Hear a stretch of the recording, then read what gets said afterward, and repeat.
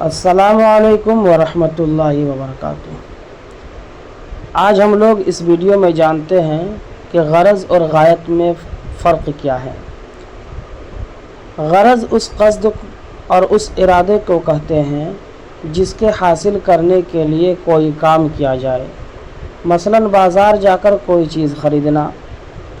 غایت وہ نتیجہ ہے جو اس پر مرتب ہوتا ہے، لہٰذا کسی چیز کو خریدنے کے لیے بازار جانا یہ غرض ہے، اور اس چیز کا خرید لینا یہ غایت ہے۔ معلوم ہوا کہ غرض اور غایت دونوں مصداق کے اعتبار سے ایک ہیں، صرف ابتدا اور انتہا کا فرق ہے۔ چنانچہ عقلاء اور سمجھدار لوگوں کے نزدیک غرض و غایت ایک ہی ہے، کیونکہ ان کے یہاں اکثر غرض پر غایت مرتب ہوتی ہے، بخلاف بیوقوفوں اور احمقوں کے کہ ان کے یہاں غرض پر غایت مرتب بہت کم ہوتی ہے۔ مثلا اسٹیشن جانا یہ تمہاری غرض ہے، تم اگر ہوشیار ہو تو اسی سڑک سے جاؤ گے جو اسٹیشن کو جاتی ہے، اس صورت میں یقیناً اسٹیشن پہنچ جاؤ گے۔